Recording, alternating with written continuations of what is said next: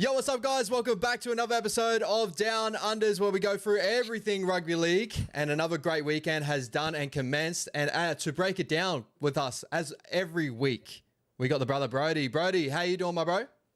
Good, brother. How about yourself? Yeah, good, bro. Obviously, really good to come in. Both our sides getting good wins over the weekend after, obviously last week. My team unable to get the chockies, but this week able to do so. So very good. But how are you feeling with the doggies 2-0 now and moving in good places? Extra sweet win for you boys, wasn't it? Everybody wrote yous off. As for us, yeah, happy to get the points, brother. Happy to get them out the way. I know you come with the cost, but that's all right. The boys will soldier on. 100%, bro, 100%. And guys, we're going to touch on a couple of little things today. We're going to go straight into the news, the big news around. So we will get straight into that. Then we'll touch on our round 2 summary. Then moving on to a couple other little goodies before we get to the team list and our tips for the weekend. So hope you guys do enjoy. And also let me know if my voice and all that is sounding okay, the audio. We've had my audio system drop out again. I'm just going to scrap it, and I'm just running through the audio through OBS. So hopefully everything is sounding really good. Shout out to Toilet Spectre. Thank you so much for coming through. As always, and everyone else, guys, this is a live show. Feel free to jump in the chat between yourselves. And if there's any chat that we want to bring up on the screen, have a little discussion about, we'll bring it up and show everyone. So biggest news of the week, bro. Brandon Smith signing a 2-year deal with the South Sydney Rabbitohs. Massive move there. Obviously, didn't fulfill his potential there at the Roosters. A couple of injuries stopped him from doing so, and maybe just the style of the Roosters probably didn't help him in a way. But going to the Rabbitohs, do you see that as a positive, negative? Which one do you enjoy more so, for the Rabbitohs side of things, or do you reckon Brandon Smith's side of things? How do you feel about that move there? Both, brother. I feel like Wayne Bennett will get the best out of Brendan Smith, just like we're seeing Craig Bellamy, and he'll have a lot of respect for the older coach of Wayne Bennett, and you can see that in the way he talks about Wayne Bennett on his podcast. So yeah, I'm definitely excited to see the best of Brendan Smith come back out when he moves over to the Rabbits, because you're right, it is very unfortunate that he hasn't been able to fire for the Roosters, whether that's a system problem or a coach problem or whatever it is, personal reasons. I still think we'll see the best out of Brandon Smith when he goes to the Rabbits. Yeah, 100%, bro. And we're saying that too. Shout out to your brother Brennan in the chat. Premiership's coming soon with the Rabbitohs chat. I love a big Rabbitohs fan that we have here. Where would you see that Wayne Bennett will probably more utilize? Obviously, Brandon Smith. It's obviously heavily debated. Where he's best suited, whether it's a lock position, where in a 9 position. Obviously, the Rabbitohs have got Murray at the moment, obviously out injured. They got Hubner that's been doing a really good job there as well. But in that 9 jersey, they got Mamazoulis, and it was Jamie Humphries till he's found himself in that 7 jersey. Where do you think the Rabbitohs will best suit Brandon Smith, and how will they utilize him the best? I think just take a page out of Melbourne's book. Start him at hooker, let him get through the defense work of the big fresh forwards. He'll just give good, clean early ball out of hooker and be that threat to run. And then after that, you move him up front after about 20 minutes and bring on a nice, quick bench hooker. Like Melbourne used him perfectly. It's as simple as that. Yeah, 100%. Do you reckon, so it'd be, shout out to Lockie jumping back off that Titans chat.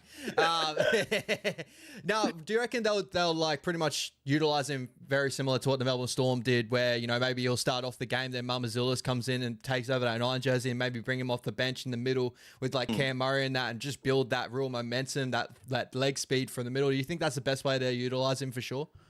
Yeah, 100%. That's what I think is best, just like Melbourne did.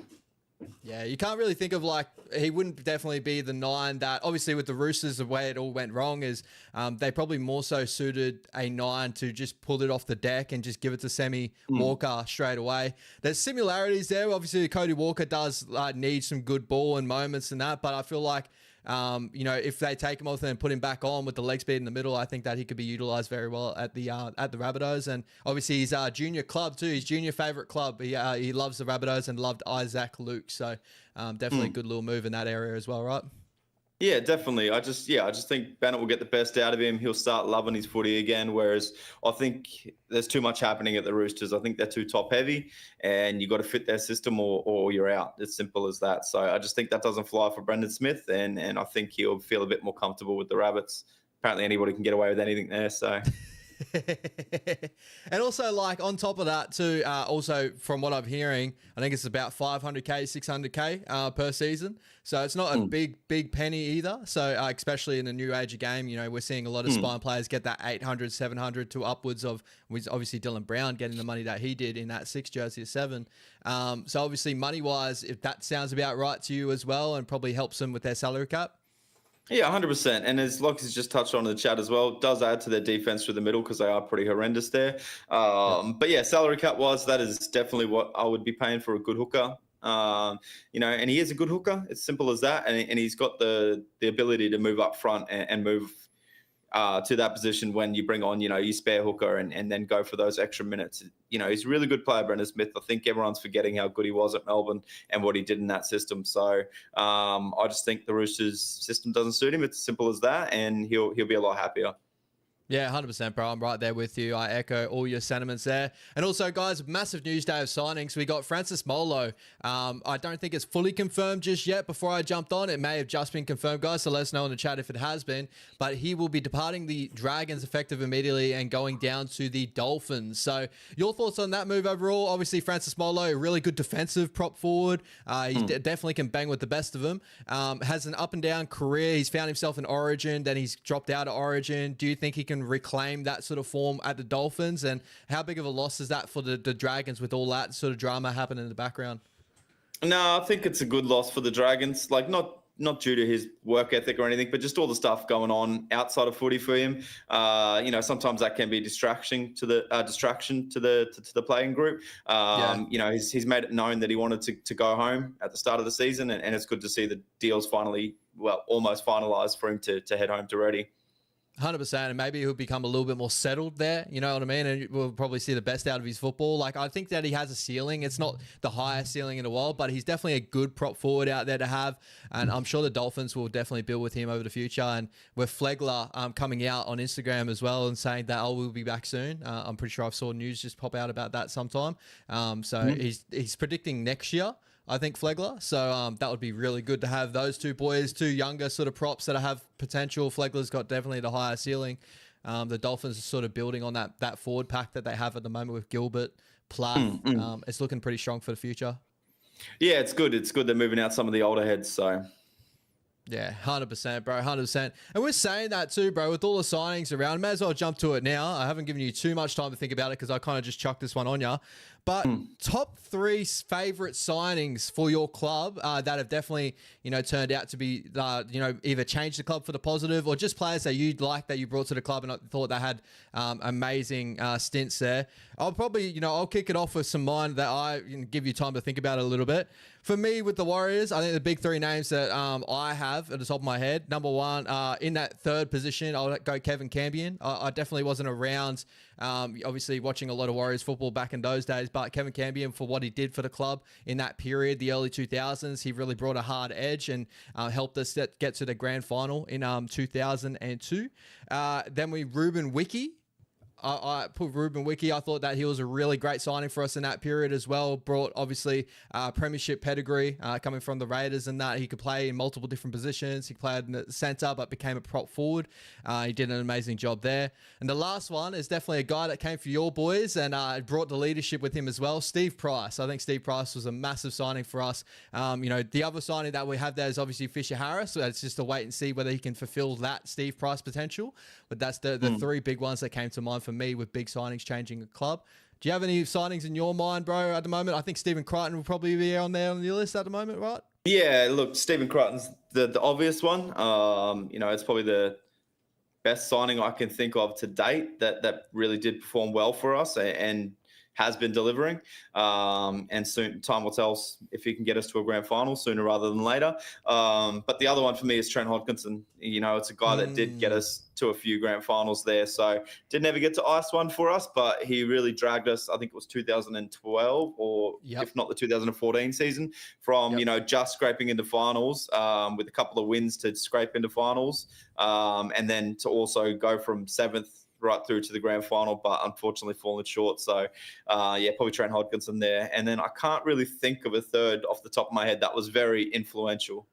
I'll give you one. Andrew Ryan, Bobcat, came from the Parramatta Eels, and he went to you guys. I'm pretty sure in the 90s to 2000s. I think he came to you guys and became Bobcat, the captain of there. So I think he was a massive signing for you. Trying to think of anyone else. A lot of them came through your junior grades, so you've had really good juniors. Obviously, Josh Jackson came through junior grades and stuff like that. Those are the names I was thinking on the top of my head, but I think Andrew Ryan definitely would be one there, right? Yeah, definitely Andrew Ryan. I didn't really realize he was at Parramatta. I guess he was a nobody there. Yeah, he definitely built on his career since. So I want to double check on that because I'm pretty sure he was a Parramatta Eel before he came to you guys over there in the future. But guys, make sure you chuck in your top 3 favorite signings for your club. You know, players that have just changed your club as soon as stepping foot into your club. You know, let us know down below. Yeah, so Andrew Ryan was a Parramatta Eel from 2000 to 2002, and then he came to the Doggies 2003 onwards. He got that grand final win. How good. A couple of questions in the chat. Lockie, yes. I don't think the Roosters will let Brandon Smith go early, especially in the world of hurt that they're in. Well, not really after the win on the weekend, right? But yeah, I just think they'll try and hold on to every player they got this year. They're already not even filling out their top 30. So, but what's your thoughts there? Do you think he'll go early? Nah, I think that the Roosters, the Rabbitohs, first of all, I don't think will want to take him early to take over that injury program because obviously he's still injured till probably mid to late this season. And the Roosters, yeah, for me at the moment, as you said, they're in a little bit of world of hurt. So I think when both Sammy Walker and Brandon Smith come back, they'll want them to hit the ground running and try and push him to a final series this year, right? To get into that top 8, which is looking like it's going to be a little bit tougher of a year for him. So I'm with you there, bro. I don't think that he's going to leave anytime early. Yeah. Okay. All right. Anyway, over here, Jacko here saying Price, Campion, and Tate for the Wars. Brody loves a little bit of Brent Tate action. No, we do not like Brent Tate action. It's almost as bad as Kyle Felt. And Brendan, the Francis Molo it will make room for Clemmer to come over. Yeah, so that's confirmed, is it? He's coming over immediately as well. I'd probably say so, yeah. You know, and then the Tigers definitely keep an eye out. Obviously, Taylor May is hunting around. We spoke about this a couple of weeks ago, or even I think it was last week. That, you know, they're freeing up top 30 spots as well. And just for talking on that too, you guys letting go Ryan Sutton. Definitely a little bit of news going around there. Frees up, what were you reckon, about 400K in that cap? Yeah. Without Googling it and searching that up, I dare say he was around that 400K, 440 mark off the top of my head. And, you know, I think he's played one good game for the Doggies, if that, since we've signed him. So I'm happy to part ways with Ryan Sutton there. Make way for the juniors, and hopefully we start to see Jack Underhill and Jack Todd debut for the Doggies. Well, yeah, they're definitely the talking point around the club at the moment, those juniors coming through, and I'm pretty sure they were named in the reserves this week. Jack Todd yes. Very keen. Yeah. So, yeah, he's around about the traps, bro, and you'll definitely get to see him sooner rather than later.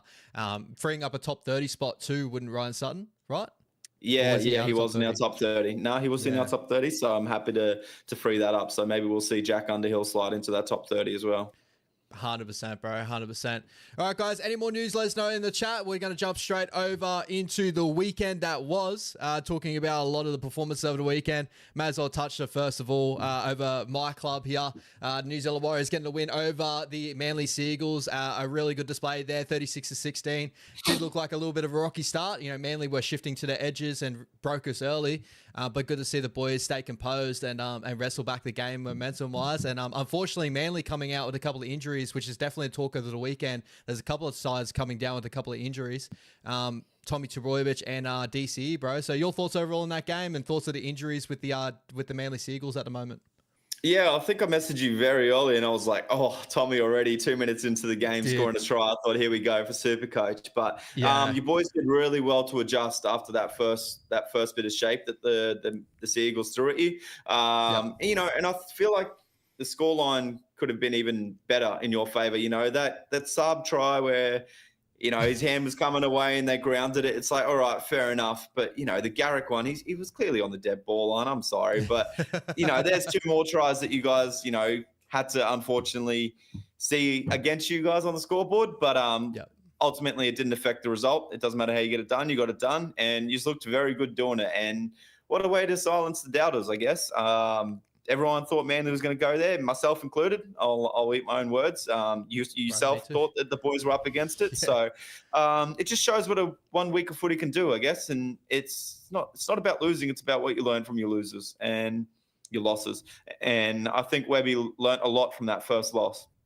Yeah, 100%. I won't beat up too much because obviously go check out Wise Up TV, guys, for my full views on the Warriors and stuff coming into this year. I don't want to do too much time of it over here on this channel with this sort of stuff. But quick summarize is just I'm really, really happy with the scoreline, 36-16. And I don't think we even clicked our full potential in attack just yet as well. And so to put a scoreline on that, Manly, that just came from a lot of just middles, just bashing Manly and just submitting them behind that 50-meter line, that field position battle. I think that's the way we should be playing football. That's what we should be doing. That's what our system entails, very similar to the Doggies. So, you know, hopefully we continue to do that and build on our systems like the Doggies have been doing so. But before we get to the Doggies as well, I want to touch on the major upset over the weekend. We had the Sydney Roosters get over the top of the Penrith Panthers, bro. I think the big news coming out of this game, other than the upset, Dylan Edwards succumbing to a groin injury that's put him out for 3 weeks, from what I'm hearing. So your thoughts overall on that game, bro, and the devastating news of Dylan Edwards?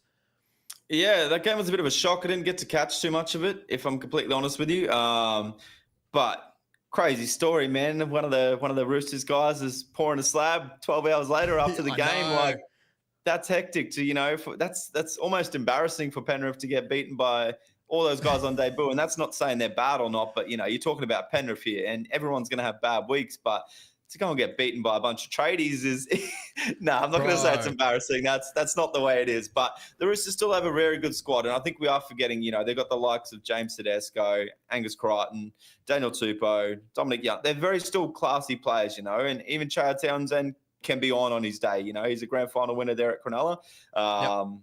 So it is what it is there. So it's just a bad game for the Panthers, you know. Call it jet lag, call it distractions with everything they got going on injury-wise. It is what it is. You can't be on the top of your game for long. And as soon as you have a dip, everyone thinks that that's it for you. You're gone. So dare say that they bounce back and give Melbourne a red-hot crack for their money this week. I don't think we need to read too much into that from Penrith. But, yeah, what are your thoughts on that? I didn't look too much into it.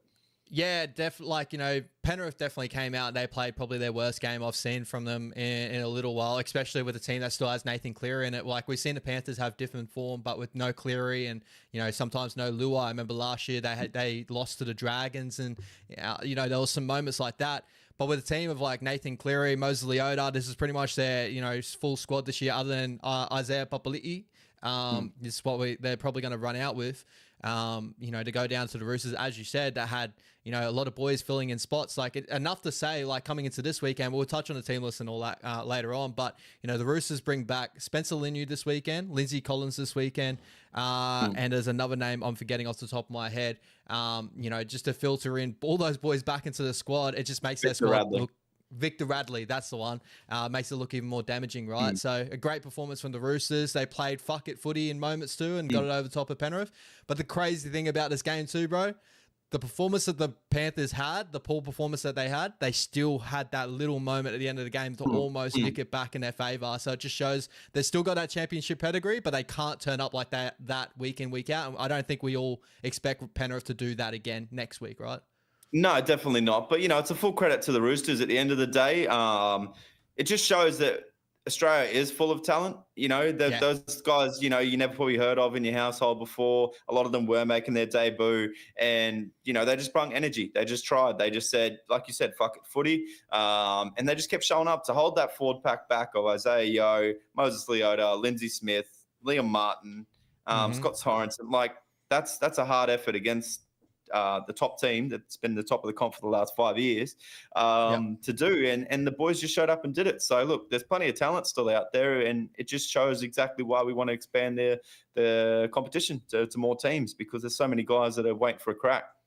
100%. Shout out to Trent Robinson and also James Tedesco, you know, coming to this week. You know, James Tedesco's definitely stepped up in this game, looked amazing. And Trent Robinson coming into this week, definitely a lot of questions around him. I don't think those questions go away after 1 week, but an amazing week that was. It's still obviously early in the season. You know, who knows? After this game, they could be a high and they could go on a little bit more of a losing streak, this and that, right? Sometimes rugby league can do that. But they showed that they have potential to do that against sides. And I think with the side they have on paper, as we just discussed, you know, coming to this week, Angus Crichton, all these big names that are still there, they should be a lot better than what they are. And they showed a little moment of that, of where they can be if they really do put it together and not just like rest on their laurels really overall. That's 100% right. You can't read too much into things because, we've seen what the Broncos did to the Roosters and then, what they produced on the weekend as well, which we'll get to. Yeah, but how about that though? Anyway, 32-22. The Raiders back up their Vegas performance and not just like, overpowering our forward pack over in Vegas. Amazing job, right? Fisher Harris and Barnett. But they go up against, I'd say a lot of people would say probably the best duo front row pairing in rugby league right now with Payne Haas and Paddy Carrigan, talent wise for sure. And they just dominate them without Joseph Tarpanay. That's like, and Zach Hosking with a broken hand. Like, well done for the Canberra Raiders, 32-22, and it was a dominant performance all the way. The Broncos only scored they scored 2 or 3 tries to try and bring that scoreline back. It was a domination for a good period there. 100%. It was looking pretty scary there. Well, not scary. I find it hilarious, but it was looking pretty ugly there for the Broncos and their supporters. So no, it's good. Bring them back down to earth a little bit. You hear it all day at work. Work from that round 1 win, and this is the year, and this and that, and it's really good to really drag them back down to earth and just humble them a little bit. This is the thing. It's early season football. Everyone got high on their own supply in that round 1. Obviously the Broncos fans definitely did. This brought him back down to earth. And I think Madge would, obviously he didn't enjoy the loss there, but I think this is kind of good for him now to reinforce what he's saying to them is can't go too high because there's teams like the Raiders that they'll make you play Raiders football. Like they'll get you into that grind and you just fall away. Reece Walsh probably having his worst game that I've seen him play, maybe overall, but he's had moments like this before, right? After 1 week like that, Broncos fans are calling him to get dropped. So, it's a reactionary league, and we can touch on that week in, week out. But shout out big performances there. I thought Sebastian Chris for a little period. We'll touch on team of the weeks and stuff, but he's been incredible for the last couple of weeks there for the Raiders, I do believe. A big center out there. He's got great ability. And also Corey Horsburgh, big red, bro. Incredible at the moment. Oh, he's on fire, isn't he? I'm loving it for Supercoach. And if you're Billy Slater, you'll be looking at, big red straight away for Origin after dishing that up against 2 Origin props in their own in Haas and Carrigan, 2 Australian props as well of their own in Haas and Carrigan. So for Big Red to do that, especially without his partner in crime, Tarpany, he had the old head Papali'i there. Man, an outstanding performance. It's Sebastian Chris, you're right, man. I think the distractions are gone now of Jordan Rapana, of week in, week out being suspended, which, it shouldn't affect Chris, but it did. He was playing fullback, he was playing wing, he was playing center. I think he's found his home now where he just gets to be in the centers. And Canberra's got some reliable guys to fill in on the wing, and KO Weeks is looking pretty good at the back there. So he gets to just focus on playing his position in center, and it's the best thing for his game. That's great thoughts, bro. I didn't even think of that too much as in the fact of how much, obviously, yeah, you're right. Jordan Rapana was a Mr. Fix-It, but then he had suspension. So, Sebastian Chris became a Mr. Fix-It for him as well. A lot of people don't think of that. And a Queensland Maroon too. So maybe, there'd be a big smoky, but if there was any injuries in that, I'm sure that he'd come in and do a job for us there as well. Big body on the edge.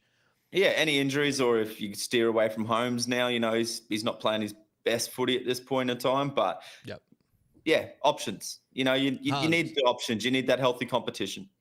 100%, bro. 100%. And before we touch on your doggies game, I want to quickly brush over the West Tigers just absolutely dominating the Parramatta Eels. I don't really want to go too hard on Parramatta Eels fans at the moment because I'm sure they'll be hurting with back-to-back big losses the way they've been looking.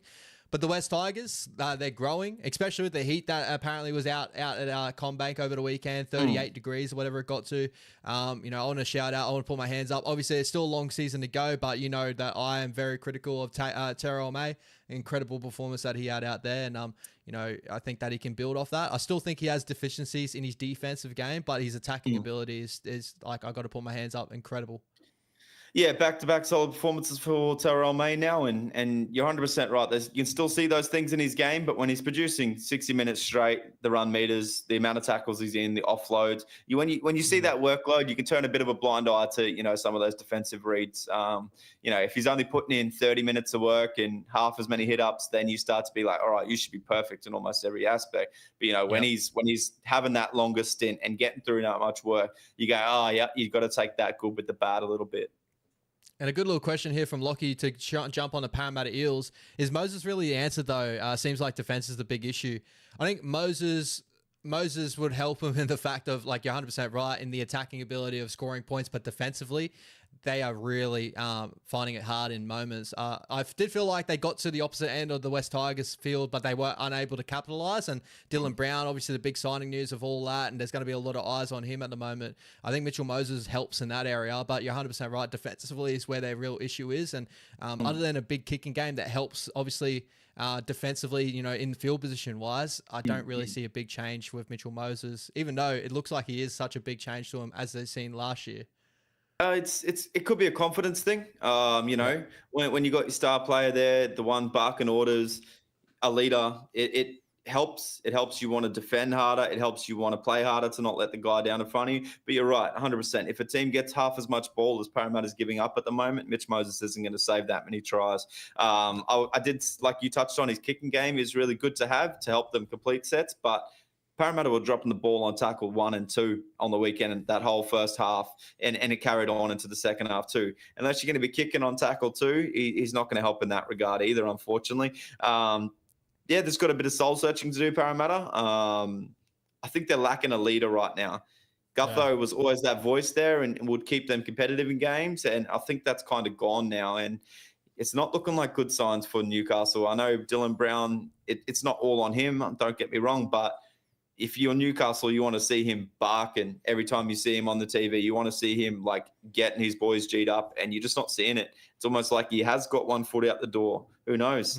But yes, to answer your question, Lockie, I don't think Moses helps them defense-wise, but he might add a bit of confidence in going into the game for the lineup to be like, all right, we might win this. We should try hard.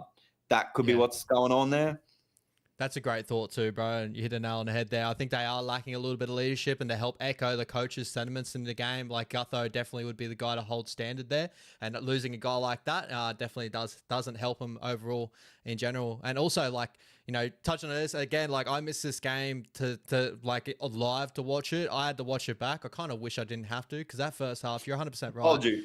Oh, bro, like that was tragic. Even as West Tigers, for you to blow it out late, well done and stuff. Like, but there's still areas for the Tigers to grow, especially with the first half performance both these teams put out there. So, still a lot way to go in the season for these guys, and they'll definitely grow in the season. But worrying signs already for Parramatta, the Cowboys, and the West Tigers have been looking all right, but I still don't have them out of that bottom 4 just yet either. If them or the Eels put that performance on against a good team in the first half, they get blown out by 40 every half. It's as simple as that. It's just that they were lucky enough that they were cancelling each other out with the drop ball, and then the Tigers found a way to, you know, spray the grip onto their hands and hold the ball a little bit and came away with a nice little win in the end. But yeah, if they do that in the first half against any good teams, they get blown away before it even starts. And Lockie coming in here, I can't believe it was the main game of the day on that Sunday. I'm pretty sure with daylight savings, they'll bring those games back. I think it's a 2 p.m. game, and then there'll be that 4 p.m. game again. But yeah, with daylight savings still going on, we have these six o'clock games. What's your thoughts on the 6 o'clock game? Obviously, before we jump into your dogs, because there was the 6 o'clock game on the Sunday. Do you like having that later game? Maybe you're doing dinner on the Sunday arvo, getting ready for work, or do you rather the early one, you know, rest up for work and all that, you know, have your day done? I think the earlier, brother. I really do. I think the nice chilled day, you know, throughout the day, have it a bit earlier, more so than sitting around most of the day and waiting for footy to come on. Because that's what I found myself doing a little bit, waiting for that first game to come on. And then, like you said, it was a fucking disaster footy. So, and how do you feel about Monday games too? Like, do you reckon Monday games should have stayed around, or do you like just to fill it out with the weekend the way we do it? I like the Thursday a lot more than the Monday. You know, the Thursday is nice because you're willing to stay up a little bit because it's the Friday the next day. You don't mind. Whereas like a Monday, all you want to do when you get home on Monday from work is go to bed. So you're not going to be wanting to watch the footy. 100%, bro. 100%. And we may as well get to it. Your doggies getting it done. Lockie, turn off the stream right now if you want to see any doggies in Titans chat. Nah, you jump in, brother. 40-24, bro. Dominant performance early. The Titans found a little bit of ascendancy in the middle, obviously with the Burden injury and even the Kickow injury. But then you guys pretty much go, oh, wait, you know, you're back in the game. Yeah, we'll put it back on again. And you came out late with Connor Tracy getting over to put a bow in that performance. So happy with that performance? You a bit so-so with that performance? Where are you sitting at the moment for a doggies fan? Nah, very, very happy with that first half. Yeah, up until obviously the Birdo injury. You know, and Seraldo just thought on the move to put Critter to that half role. Yep. which I guarantee that probably would have been Critter putting his hand up saying, yep, I'll move into that role. And then we've seen what happened, having Presto having defend out of position on that right edge and led to 2 good tries that, the Titans don't need an invitation to score down that left edge. We've seen Khan Pereira absolutely brain it the last 2 seasons for tries in an average team. So straight away, the Titans did well to expose that. And as soon as we put Critter back there at halftime, we were all sweet again. It's like nothing happened. So, very, very happy with that first half performance. It's just that blip before halftime. Other than that, the boys did really well. And then, to finish it off as well, happy days. You're dominant to start out. Like, you look like you're definitely front loaded in your defense. You really bash teams into submission to where, like, when they do have these little moments for you, it does feel like the fatigue comes into the contest late for those sides as well, where they're not really able to continue pushing through. And you guys have that little moment in mid, and then you go and bring it on late to really finish it off. And I think that I got to give full credit to Serrato. Obviously, that early change of Critter moving to 6, we both were chatting, even with Locking, going, "Oh, we don't like that a little bit." Obviously, the defensive part came apart. Obviously, knowing with Samoa and Ben Garner playing Critter in that 6 jersey, it just doesn't suit Critter to me. I think he's got the ability to do so, but I don't think he should, in my opinion. Like, it just doesn't suit that 6 jersey. But when he put Bailey Hayward on after halftime in that role, just everything went back to normal in a way again, and it was so good to see that the Dogs just continue it on. So well done to Serrato. But over to the Titans side of things, bro. First game of the season, 24 points scored on the board on the Dogs. But before that point, it definitely was a bit dire. A couple of soft tries. Week 1, obviously, for the Titans here, so they can definitely grow. But your thoughts, what you got from that first game with the Titans? They're probably going to take a little bit more time than what people probably predict, right? Yeah, look, a bit of ring rust, I'd say. Jaden Campbell had the charge down on the first kick of the game, which was just shaky start from them from the get-go. But once they got into good ball zone, especially when they identified, Presto defending out of position, they did look all right in attack. But, I still feel like they're a little bit lost there through the middle in particular. I feel like it's just one-off. Tino's just hitting it up. Then it'll be somebody else, and then it'll be Tino hitting it up, and somebody else. Like, I just don't see too much short passing through the middle there and really trying to drag those middles in. And that's probably affecting their backline shape as well. So I don't know. I think the halves did a good enough job, but it was kind of hard for Campbell as well when he was getting kick out running at him all game, targeting him in defense. So tough ask for anybody. But look, round 1, pretty good signs. Can't complain. Their defense is still horrendous though. That Josh Curran try was the softest try you will see to date. And it was just a lack of concentration. It was just a lack of effort. It was just like the Titans didn't want to be there. Yeah, they definitely had moments like that. And I'm not too sure, like, just looking at the lineup here, as I discussed with you with the Titans, like, they have so much potential. Their team on paper is really, really solid, right? Their forward pack's incredible on paper. But they've had this similar forward pack for a while. Only, new fresh blood there with Regan Campbell-Gillard being a big soldier come over for him. But, like, they need cohesion in that area. I don't know what it is, whether the system's just not working for them in the middle where they're finding themselves. And I agree with you. Maybe if they loosened it up a little bit and have, like, a couple of forwards run a little bit of a tip on play, get Tino on the front foot, get Mo on the front foot. They got quick play balls in them. Maybe a restructuring of that forward pack. Maybe would you start maybe Mo and Tino and bring Reg off the bench, or, and start maybe Chris Randall in that 13 jersey to help speed that up in the ruck? Like, you could look at that, right? Yeah, potentially. But, that's when RCG should be firing. Everybody's fresh. He should be doing that hard workload at the start of the games, because that's when guys are just really running straight. They're not really using their footwork to gas teams. So, he should be starting, I guess, and then somebody with a bit more footwork and line speed. I do like Randall off the bench to push Tino up front after about 20, 25. But I don't know. The David Fafita question there I see from Tarns. I think it did a little bit. I think Khalees Haas got caught out a little bit trying to defend on that kick-out edge. And then, but with that said, even Beau Fermor, he let in 2 tries, in my opinion. So, I think just a lot of work and effort in general. It was lackluster from the Titans. I think Fafita looks a little bit underdone. Obviously, he had surgery in the off season, so a lot of people were worried. Like super coaches, like I wasn't looking at Dave Fafita to start the season because I knew it was going to take a little bit, and it does look like it's taking a little bit more for him to get fit again. By the looks of it, the Desi came out and said this week that was a tactical decision of him coming off the bench.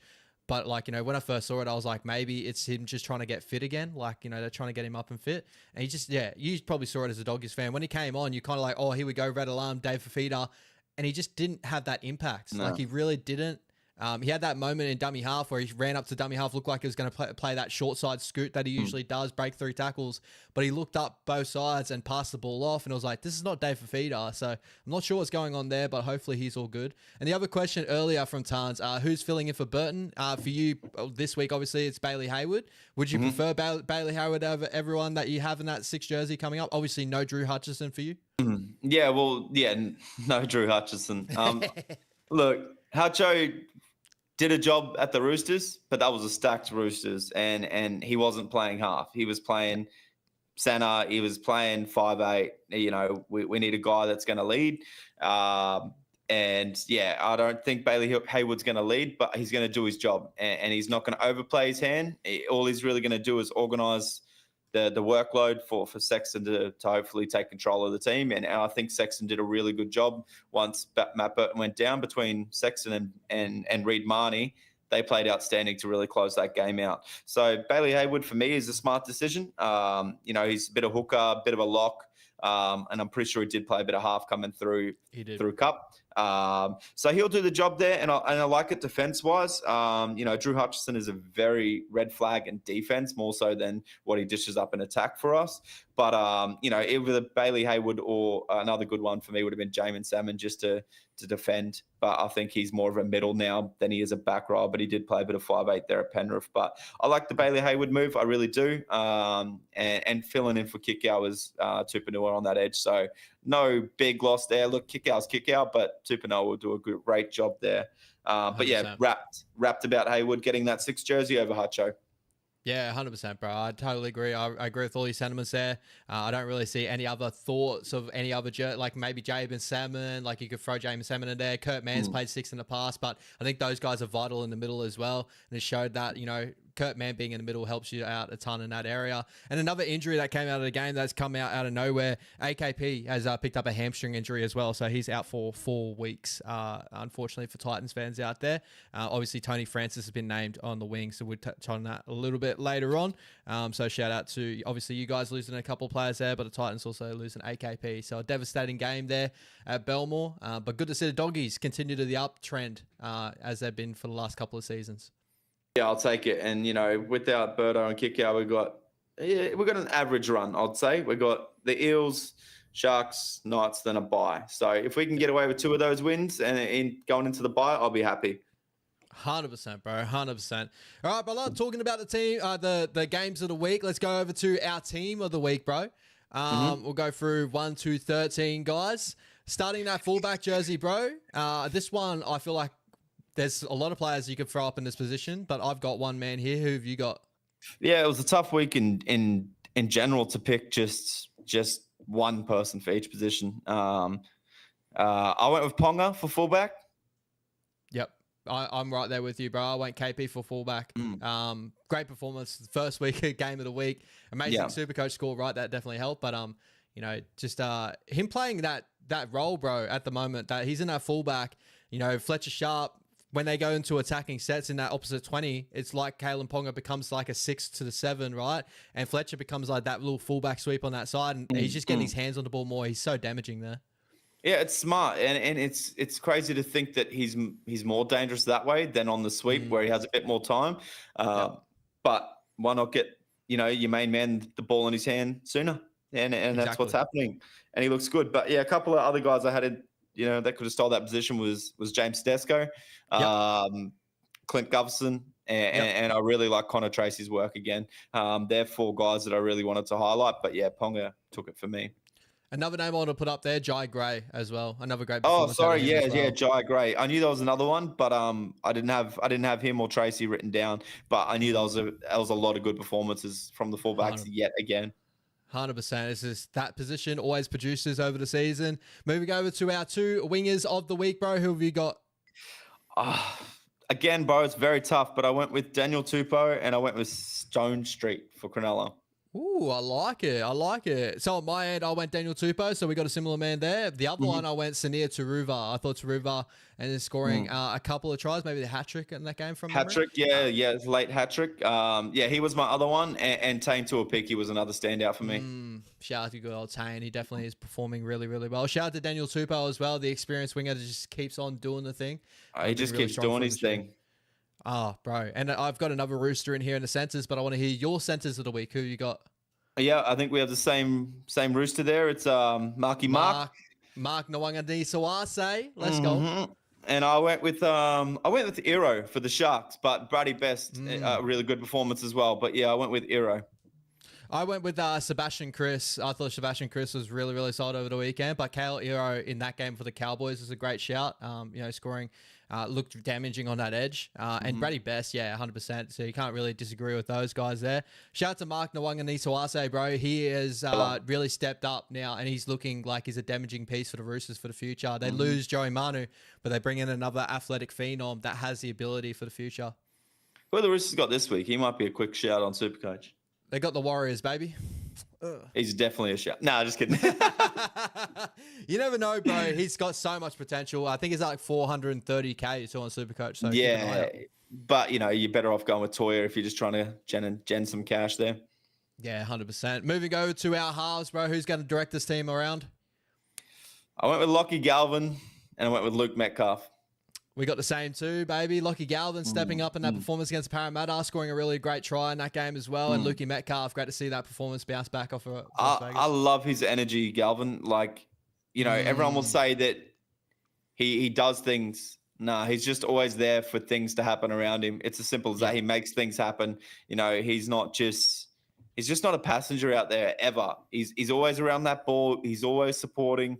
And he's always just pushing around that football. He always wants to be a part of it, and he got rewarded with that try from it. So, 100%. And look, Metcalf, we'll say less. Great bounce back game. One of these ones, bro. One of these ones. Shout out to Lukey Mets, bro. Good little ending to that game there for him. Who's going to be the engine room for us? Who's going to be the front row pairing for you this week? I want to hear yours first on this one.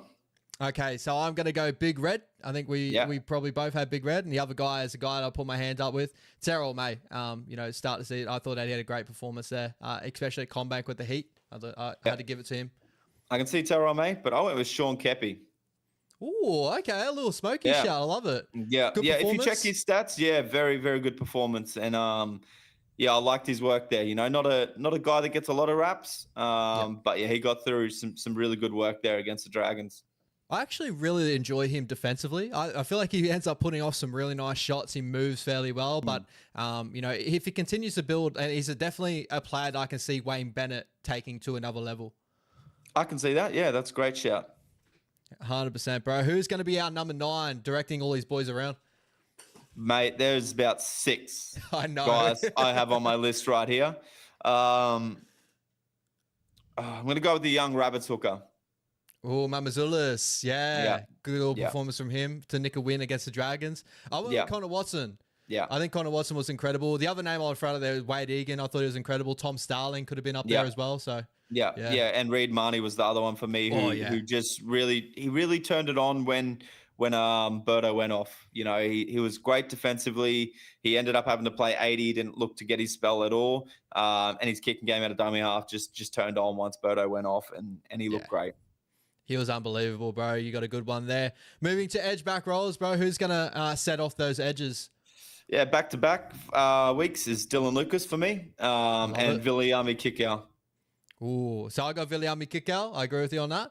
My other one, I went Matty Nicholson. His first performance in Raiders colours there starting. Scoring a double, running through Benny Hunt in that. I thought he had a solid game as well. But I love Dylan Lucas there too. Dylan Lucas, incredible. Yeah, Nicholson I kind of put as a smoky for my lock position because I thought he was kind of on and more so in the lock, but I mustn't have watched that game too closely. Yeah, Zach Hosking I think got moved to the middle, but both those guys can play that position. But moving to that lock position. Great shout for that Nicholson on that back row. You got Nicholson in that lock jersey, right? No, I went with Tino in a great bounce back game. He Yeah, I was like it. outstanding. Yep. Yeah, I went Aaron Clark. I thought Aaron Clark was one of our Yeah. biggest standouts over the weekend of the Manly Seagulls. And, obviously, week that Isaiah Yeo doesn't have a great performance, we had to find Mm-mm. someone, right? Oh, nah. Oh, yeah. Well, you're right. Isaiah normally is Yeah. the go-to man. You're not wrong. But yeah, Tino was outstanding. But Yeah, I yeah, definitely love I that can see Tino that shout. That Aaron Clark shout, especially, he's not a guy known to pull off a performance like that. And for him to deliver that up for you guys is outstanding.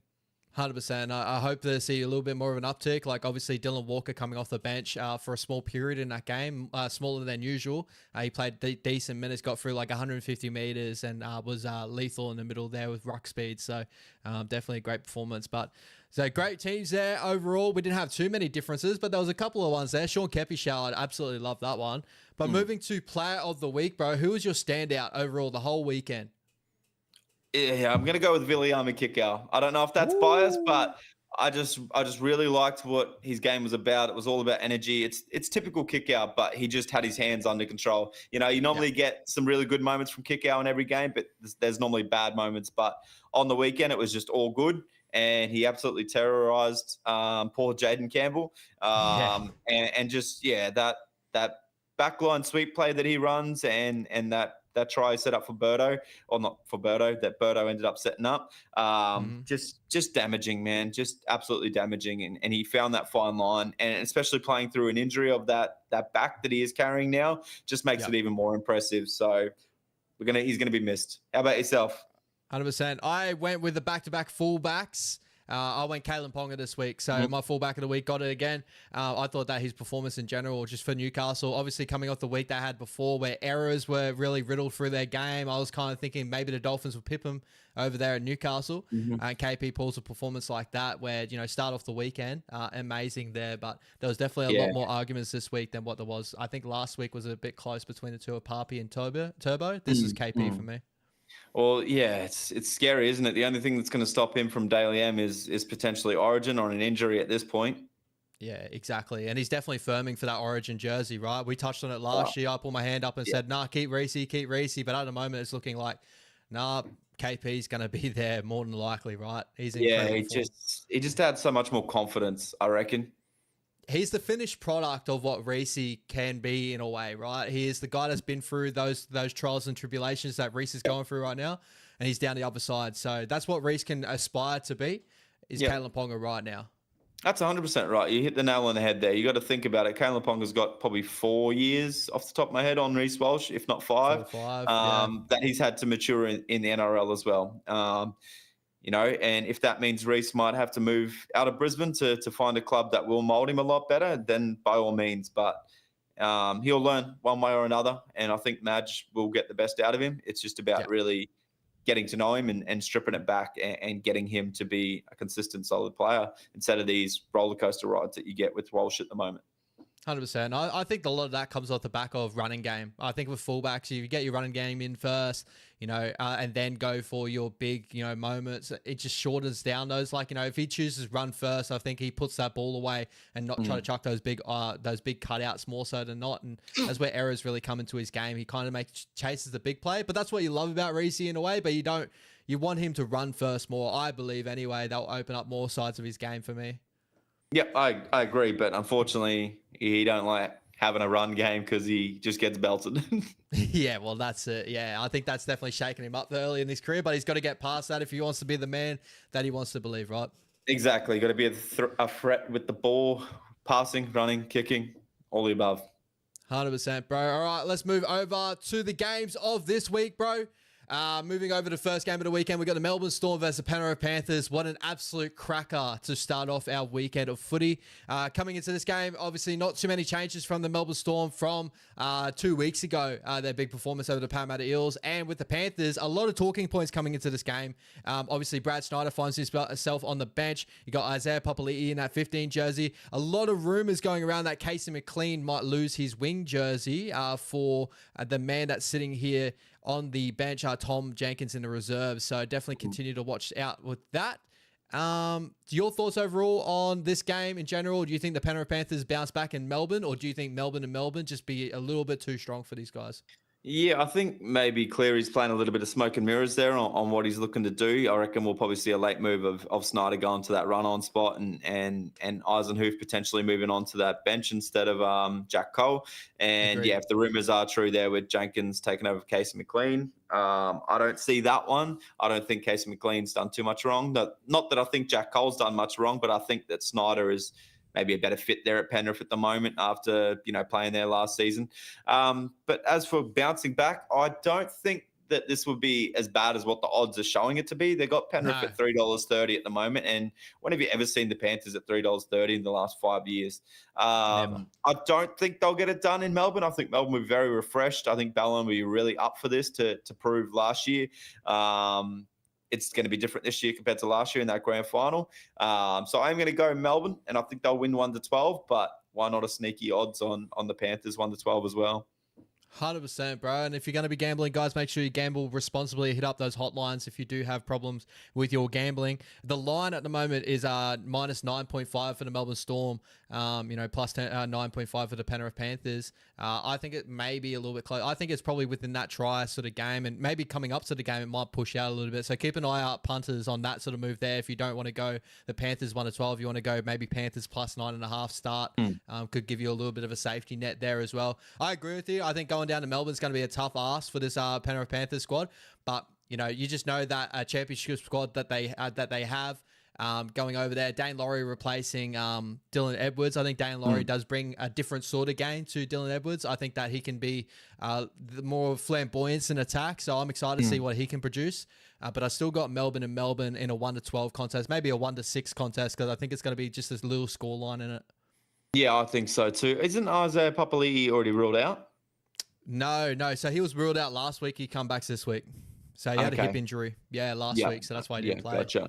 And So Nelson on the reserves there as well, that we potentially might see jump in onto that bench as well. I saw the news on that. Apparently, Craig Bellamy said obviously he hasn't played a lot of football recently after his suspension. So kind of saying that maybe he won't put him in, but it could be a late change for sure. And I'd probably say he fills in for Lazarus Alepu's spot. I think that's probably the spot he would take. Especially when you got, Josh King that could play big minutes.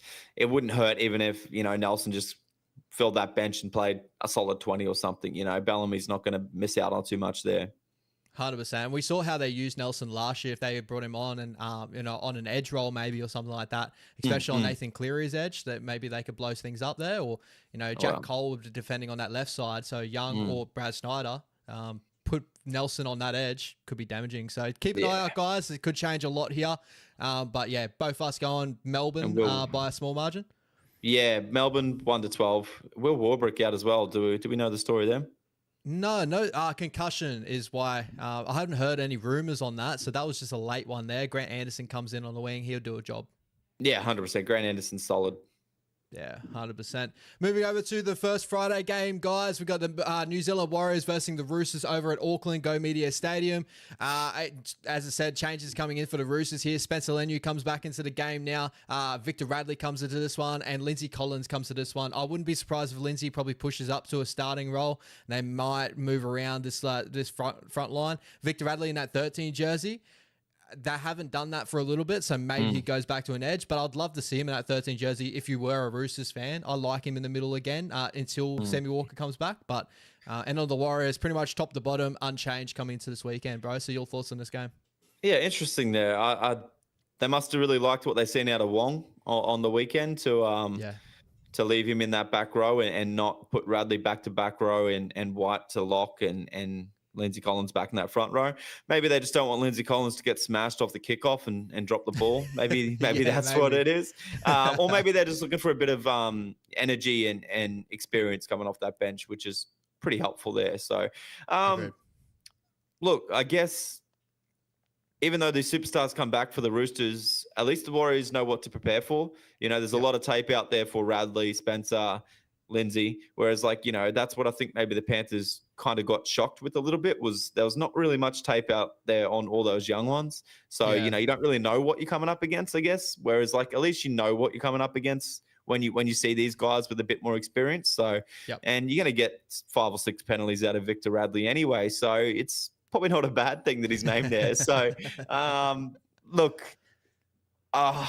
It's It's a tough. 50-50 game for me, bro. I discussed on this. Obviously, we had a good performance last week, but I want to see data before I jump on my Warriors and be like, we're getting there now. Like this early start of the season, I think our combination is building. And with the Roosters, it's just like, do they come in on a high or did they leave that performance out there with the Penrith Panthers and coming to New Zealand? Do they go back to that form of last week? I don't think they do, but like it's a 50-50 game for me. Yeah, definitely. It's 50-50. I'm tough on it. It's really just a weak swing around for both these teams from round 1 to round 2. So Yeah. two completely different performances. So it's just about, like you said, who can keep it up. And I think both teams will bring it. And I dare say this one will be a 1-8 performance. And I'm going to give you guys the advantage just at home. You know, that experience at home last week really looked good, and the energy was there from the crowd. So I'll give you the guys a nod just because of the home advantage, but would not surprise me to go either way. Yeah, I'm very similar to you, bro. I went 1-12 on Bars Up TV with the Warriors, but I said this game could be a danger game because it is very 50-50. They've still got a lot of great names on paper, but obviously we want to set standards. So, you know, Mitch Barnett said in an Instagram video, you know, that he's coming out. He's like, that was the standard we set last week. We've got to hit those standards and raise them. So hopefully we come out this week and do that exact same thing. We want to see consistency. So this is definitely a danger game for us, but I want to see us come away with that 1-12 victory. If we go more, I would absolutely love that, but I would love to come away with the victory there at home as well. Shout out to the Toilet Inspector. Have you been to a Warriors game in Auckland, Ash? No, but I am preparing to do so this year. Me and my wife are looking to go over for the Titans game. So we'll have to wait and see if we get some money together, but it's all but confirmed. So very, very excited. And we're going to Sydney also later on this year as well. So it'll be the first time for us to do on that as well. Yeah, 100% watch a Doggies Warriors game live in the flesh. 100%. Really excited for that. Moving over to the next game of the night, the Queensland Derby, bruh. We got the Brisbane Broncos versus the Cowboys at Suncorp Stadium. Coming into this week, we got Jeremiah Nanai coming back onto the bench for the Cowboys. Jason Taumalolo starts there in the front row. That's definitely a good little sign there. Jake Clifford comes in for Tom Duffy. Tom Duffy, unfortunately, getting dropped. You know, it was kind of waiting for it to happen, unfortunately. I do think it's a little bit harsh, but the Cowboys have just been shocking at the moment too. Robert Derby comes in on the edge to, unfortunately, Braden Burns picking up a hamstring injury. I'm pretty sure that is confirmed as well. And looking at the Broncos side of things, it is unchanged pretty much from top to bottom here from looking at it. But there is rumors on some changes coming in. We also do have Katoni Staggs sitting on the reserve, so he might be a late change in there for Dean Mariner or Shibasaki. I'd say Dean Mariner, and Dean Mariner might find his way onto the opposite side. Who knows? Or Shibasaki might lock down that spot. So it's all up in the air. Suncorp Stadium, bro. Is that enough for the Brisbane Broncos to absolutely blow these Cowboys to smithereens? Or did the Cowboys bounce back off their two big poor performances to give it to the Broncos at Suncorp? No, I think the Broncos bounced back after the disappointing performance last week, and I don't think the Cowboys can turn it around. It's going to take a lot longer with what's going on there at their club. It's just energy from them. I dare say they'll have a solid performance. I'm going to go with the Bronx, probably 1-12 as well. I think the Cowboys are always up for it at Suncorp. But yeah, we'll see what happens with the team changes as well. There's a lot of smoke and mirrors this week of rumors this and rumors that, but yeah, it's tough, but I'm gonna say the Broncos 1-12. Yeah, I absolutely hate it for Supercoach. You just don't know where everything's going to sit, and I absolutely hate it. They should even push the team list coming out on a Tuesday is tough. You know, you just finished the games on a Sunday. You don't know who's injured. You don't know. You don't really know much yet. So maybe it needs to push back to maybe a team list Wednesday, but then you got the games on Thursday. So it's tough.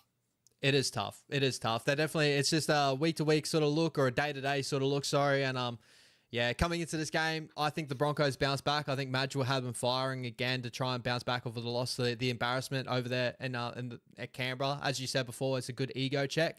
I'm going to go a 13-plus performance here. I'll probably blow it out late, but I do think it's going to be a fairly close game in between there because I think the Cowboys are going to turn up as they usually do in a Queensland Derby. But I just the Cowboys, unfortunately, aren't giving me any sort of confidence in their performances. And I really feel for Todd Payton. I still believe he's a good coach. It's just, I don't know. They're just bringing out these up and down performances, and whether that lies on the coach, they're probably going to look in his way sometime soon to maybe move him on by the looks of it. Oh, where there's smoke, there's fire, brother. That's what they say, right? So, yeah, hopefully the Cowboys can turn it around, but I can definitely see the 13 plus shout. 100%, bro. 100%. So, guys, keep an eye out on all these lineups before running into this weekend, especially for Supercoach. Moving over on the Saturday, the first game of the Saturday, we got the Sharkies versus the Rabbitohs. This is happening at Shark Park. Again, top to bottom, pretty much exactly the same team list going up against the Cowboys. They bring it up again now against the Rabbitohs. I don't see anyone coming off the bench to take over Tapua's spot there. And then on the Rabbitohs side of things, I think this is fairly close to a similar of what they had last week. Obviously, no Lockie Hubner with the suspension. So Shark Park, is it going to be a little bit too much for these Rabbitohs 3 weeks in a row, or do you think the Rabbitohs can really grind themselves into a victory here? Nah, definitely not this week for my liking. I feel like the Sharks kill them through the middle. And I'm going to go Sharks 13 plus with an AFB try. I'm right there with you. I think this definitely shows itself to be a game like that. I don't think really any of these middles can compare to holding back Adam Fanua-Blake and the speed that they have. Jai Arrow has shown some really good grit and performances, and whether they get him into the middle, I'm not too sure. Tallis Duncan's name in their third team, but I had heard rumors that he's injured as well, so they could be scraping the bottom of the barrel there. Michaeli Ravalawa, a big signing for the Rabbitohs as well. He comes in, but he won't come in probably this week. Probably next week we'll probably see him. So I'm going Sharks 13 plus at home. Yeah, solid starting enough pack for the Rabbits, but yeah, the bench, I'm not like Totola. He's still working his way back into footy, and other than that, I don't rate that bench at all. So, I could see it being tough for the first 20, and then the Sharks really running away with it into halftime, and then carrying on with it. Shout out Jamie Humphries, hopefully continuing on the performances that he's had to start the season. He's been absolutely solid, and have a body like that playing in that 7 jersey. Oh my God. Crazy. I've been fangirling over him, sending my missus TikToks, and she tries to answer back with Jordan Ricky, and I'm like, he ain't got shit on Humphries. This is the real man right here. Jamie Humphries. Fucking oath. Moving over, we got the Dolphins versus the West Tigers. This is going down at Redcliffe KO Stadium. Both these sides pretty much unchanged coming into this game. Oren Keeley keeps his spot there on the edge.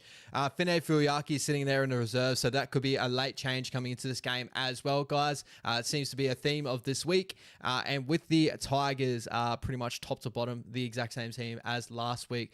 Do the Tigers continue on their little growth form that they have at the moment, or do the Dolphins bounce back from an 0-2 start to the year? Yeah, the Dolphins get it done at home for me in this one. I think, their backline will have a bit of a field day in this one. I really think the Hammer and Herbie will really showcase the class this week at home, and I think they'll get the job done. I'll go 1-12, though. I think the Tigers will stay in the contest for long enough. Yeah, this is a really great test for the West Tigers coming up against a side like the Dolphins that are coming in 0-2. And we all probably believe that the Dolphins are a little bit better than an 0-2 performance of what they've had to start the season. A lot of errors in that. At home, at Redcliffe, they're going to be out there firing. The West Tigers get into a 1-12 contest or pull away with a win in this one. I think this bodes very well for their season. But, if they get blown out of the park at Redcliffe, I think that obviously it shows that they are going to be a little ways away before they can start talking about that middle pack in the competition. So I'm going to Dolphins. I got them 1-12. As I said, I think that the Tigers will hold close. Obviously with Api Coruscant, Luai and that, I think they can hold in. But the Dolphins get bounced back after their 0-2 performance. And maybe Hammer to crash over because he has been lacking for the first weeks of the season. Yeah, I like that. Hammer and Herbie try scorers this week. Love that. Through the middle with the Hammer too. I think that they can get him through the middle. So that's the way I'll be looking at it. Moving over to the Gold Coast here. The Gold Coast Titans are going up against the Newcastle Knights, a dry track. We're going to see Kalen Ponga, Keanu Kini battle it off on a dry track. Top to bottom again, guys, fairly similar lineup here, other than obviously AKP missing for the Gold Coast Titans. Tony Francis, a very talented winger, coming back into that grade there. Big body that moves very, very well. The Newcastle Knights, on the other hand, having a lot of injuries coming into this game. Brodie Jones fills in that front row spot. Tyson Frizzell moves onto the edge for KPP with the suspension. Adam Elliott comes into that 13 jersey, so a lot of moving pieces there. And Thomas Kant, filling in that bench role. No Leo Thompson in this game, unfortunately. So is that enough for the Gold Coast Titans to sway your way there in the Gold Coast? Do they show up there, or do you think Newcastle with KP out back slices them apart? I actually think that Leo Thompson out is a big out for the Knights. I really do, especially against a forward pack that, well, on paper looks good for the Titans. But yeah, for me, after how poor that defense was on the weekend against our boys, I can't go with the Titans. It's not so much that I think the Knights will win. It's just that I can't go with that Titans defense at this point in time. So I'm going to roll with the Knights, and I'm going to say it could potentially be 13 plus late as well. It's scary to see, Haas and two fussy little Moalis on the team list, but then you see that it's Isaac and Khalees, so you're not too worried. Yeah, you're just thinking, oh my God. Oh wait a minute. Never mind. I'm not shitting on him either, but Titans over here edging us coming into this game. Yeah. But overall, another shout out I want to give to, I thought Brock Gray, when he first came on, a guy that's been toiling around New South Wales Cup for a little while now, the brother of Aaron Gray that played NRL. Pretty sure he was the Sharkies from memory back in the day. Sharkies and Rabbits, yep. Yep. Brock Gray, his brother. I thought that when he came on, he looked like he was running with a ton of intent, and defensively, he put off a couple of really nice shots. So hopefully, get to see a little bit more out of him. Dave Fafita, hopefully, he's a little bit fit for this performance. But I'm going the Newcastle Knights in a 13+ contest, and very similar. I think they blow it out late. KP, I think he'll have his hands all over this game on a dry track. Yeah, I couldn't agree more. Another quick shout is actually probably Phoenix Crossland for Supercoach. I'm just looking at guys as we go through the teams list and think like, who's a cheapie that could make some good cash gen. Anyway, Supercoach is tomorrow. We'll deal with that tomorrow. I'm not too sure. Yeah, guys, make sure you tune into our Supercoach show tomorrow. James Schiller as well had a great performance last week. I'm not too sure if he's Supercoach viable, but he's got great tackle breakability in that. Tony Francis, I'm not too sure how much he costs, but again, AKP will be back sometime. Yeah, better options for cash gen that will keep their spot as well. But yeah, definitely, if you're struggling out there, tune in tomorrow. Tans here. Do you think Mamalo will play first grade again? I unfortunately don't. I think the big bolding winger, like someone like him or Manu Vatave or Francis Melly, I think we're not going to see too many of those guys anymore. I think the last time we see that is someone like a Greg Marju, a little bit smaller, nuggetier.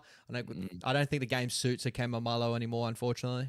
Yeah, I think it's just too fast for him now, and the contacts, not saying that he couldn't handle it, but yeah, consistently, probably not. Yeah, it's just the ball handling and stuff like that. I think that, unfortunately, he'd just be a little bit more of a liability than what he was in the past.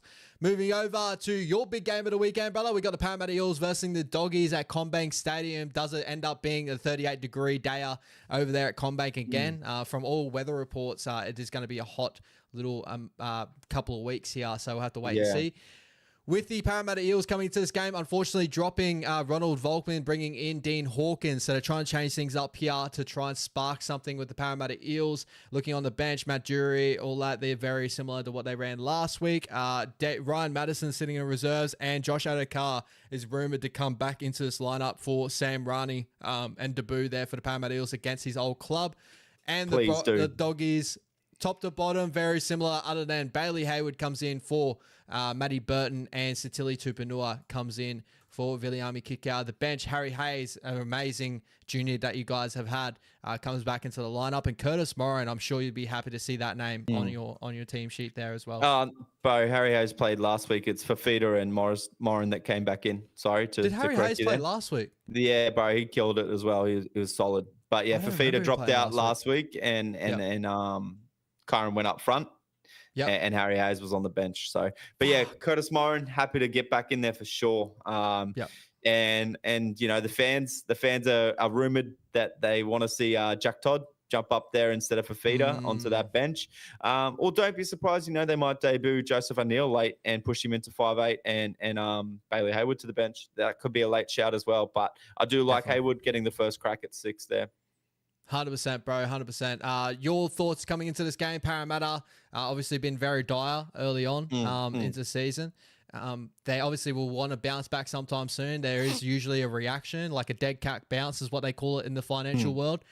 Does that happen on your Doggies, or your Doggy system a little bit too good for that to happen? Yeah, I think we'll get the job done. I don't think it'll be a massive scoreline, but I think we'll get it done 13 plus. Just Yeah. defense. The Eels haven't thrown too much out, and I'll eat my words, but they could show up 100%. Anybody could show up on their day, but Yeah. I just don't see them doing enough here. I really think Reid Marnie will have a killer game against his old club, as long as he doesn't buy into the shit from that Riley Smith. I see that Riley Smith is a little bit of a grub like Reid, and I feel like Yeah. his only sole mission will be to go out there and haggle Reid in Yep. this game. But yeah, I can see us getting this job done pretty comfortably just on the back of our defense and that forward pack of ours right now. Max King has been on fire. I don't think he gets Yeah. enough raps. Yeah, he is one of the most underrated players in the competition. There's still blokes like I speak to some blokes at work and they're like Max King, like, who is that guy? I'm like, brother, like, trust me, he's an absolute gun and he should be spoken about a lot more, especially with this doggy system that has stepped up. For a lot of the first year, everyone looking at this forward pack and going, oh, it's small, it's not really anything. But these guys are building as players, and Max King has stepped up and been amazing for us. Got a good offload. He carries that middle really well. Satili Tupanua on the edge too. I'm very excited to see what he can produce this weekend. Whether him and Bailey Hayward have a connection early on, it's probably going to grow a little bit. Early ball. Take time to grow. Just give early ball. That's exactly right, bro. So I'm going to you guys 13 plus, but I do think that coming into this game, the Parramatta Eels will try and obviously step up their performances. But I think your system's a little bit obviously it's a lot better than what it used to be, and it shouldn't give away a game like this to the Parramatta Eels at CommBank. Yeah, hopefully not, brother. The only thing I worry about is maybe Lomax a little bit, but he's in the centre, so I'm not too stressed there. I'm actually not sure what they're going to run there because last week they ran Zach Lomax in defense. So like on the kicks, so they put him back on the kicks as like a winger, switched him around that area. But with Josh Adokar coming back in, and more than likely he'll be on Zach Lomax's edge, I do believe. I could be wrong there. But if they do that, I think that obviously Josh Adokar will probably fill in that be in that winger role. But then again, you probably would rather have Zach Lomax take the ball up. So I'm probably just talking more. Yeah, I'm not too sure. Have to wait and see. Obviously, they'll be looking to obviously for blood to get back to winning form. But unfortunately, going up against the Dogs is going to be a lot easier said than done. 100%, brother. We hope so anyway, don't we? Yeah, 100%, bro. Moving on to the last game of the weekend, a Sunday game. We've got the Seagulls versus the Canberra Raiders. What absolutely sucks is this is the last game of the weekend for Supercoach fans out there and not knowing where Tom Trbojevic is going to be playing or not, and also other people that got DC in their lineups as well. But they are named pretty much top to bottom, very similar to last week. Obviously, as I said, guys, there is question marks on a couple of players here. And with the Raiders, they run in very similar to last week. Trey Mooney getting a bench role there too. I don't remember seeing him last week, but I think he jumps in here. Obviously, no Zach Hosking in this game. And obviously, no Joseph Tarpanay still out with suspension. So your thoughts overall on this game? It is at 4 Pines Park, bro. Do you think Manly at 4 Pines just continues it on if Tommy's fresh and ready to go? Or do you think that the Raiders will step up in this game? It just depends. If DC and Tom Trbojevic play, I think Manly will get it done. And I think it'll be a close one. I think, Canberra will try and still ride the momentum that they've got at the moment. And they really will stick it to them in the forward pack. But yeah, for me, if DC and Trbojevic play, it's definitely a Manly win. But I could be wrong. The Raiders keep surprising. But yeah, if Trbojevic or DC are out, I'm going to nod my way to the Raiders. Yeah, 100%. As I continue to say, Manly at 4 Pines is usually a really tough task, but that usually comes with Tommy Turbo fresh and ready to go and DC, right? And if the Raiders looked at what we did over the weekend to the Manly Seagulls, they'll probably be licking their lips with that forward pack and just saying, "Listen, we took it to that Warriors forward pack. We know that we can push keep you guys within that opposite 50, and really win that yardage battle." So I think Corey Horsburgh is going to be up for this one as well. He's in incredible form. So, yeah, this one's an up-to-the-now game. Tommy Turbo plays. I think I'm going to go Manly 1-12. If he doesn't play, I'm definitely swaying the way the Raiders have been as well they've been this season. Yeah, bro, I'm struggling at the end of this. Yeah, you know what's funny there at the interview for Horsburgh after the game on bro, I think Saturday night. He's like, "Oh yeah, I gave up the piss over the break." And then I kept watching it, and then later on, he's got a Northern. He's the only one with a Northern in his hand in the dressing shed. I'm thinking, gave up the piss. Yeah, well done, brother. Well done. Like Cavo. Yeah, shout out Caboolture, baby. But we're so proud of that guy. Obviously, stepping up on the first grade and getting into Origin a couple of years back. So he's definitely firming for another Origin spots if he continues to play the way he's playing at the moment. So shout out to the Raiders. They've been definitely the feel good story to start the season. Whether it continues on, it's definitely a wait and see. But yeah, obviously they're starting the season very well and hot like they usually do.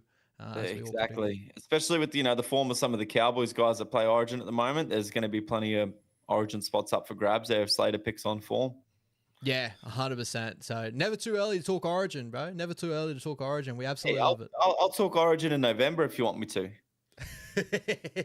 We might do that. All right, Be the only ones talking it. Yeah. Anything more you want to touch on, bro, before we go? Do you have any bets for this weekend? Not at the moment, eh? We're pretty much just running our super coach at the moment. Yeah, my day at work today, I had no time to do anything. So no bets for me. I might, tee something up for you guys tomorrow. Yeah, 100%, guys. So keep an eye out. We got tomorrow's show, the Supercoach show, and we might chuck in a couple of bets for the weekend because it's obviously closer to the weekend. We'll get a little bit more of a read of what's happening because at the moment, everything is up in the air. Nico Hines coming in with injury troubles. There's so much going on. We didn't really get a touch on that. So, all right, guys, thank you so much. I hope you guys enjoyed the show tonight. Again, as I said before, make sure you join us tomorrow night for our Supercoach preview. We'll give you all our trades and that. It's definitely a massive show because everyone's trading this week. So it's going to be a big one. So make sure you jump in there and comment down below your thoughts overall. Thank you so much, guys. Like and subscribe if you enjoyed the content. Have a great weekend if you don't see us tomorrow. And Brody, thank you so much. Another show, bro. Absolutely killing it. And thank you, boys. See you guys tomorrow. Tune in because there is a lot to talk about. And if you need some help on the best way to get some cash gen, then definitely tune into the Supercoach. And if you even need help on what that means, we can explain that for you and really help you guys. As much as we want to beat you guys, we want you guys to do great as well. So we'll help you guys get the best out of your trades, I guess. You got to really work with your trades. So tune in. It'll be a great show. There'll be a lot of details and just what's best for your team. So by all means, get that comments flying hard tomorrow in that chat because we really will base that show a lot off the chat as well. So very keen for the Supercoach show. I love doing this stuff with Ash. So yeah, really tune in tomorrow and get a helping hand. It's really good. I'm glad it's bringing everybody together. 100%, guys. Love a little bit of Supercoach. Love a bit of footy. It's so good the footy is back, bro. So enjoy your weekend, guys. We'll see you soon. Take it easy.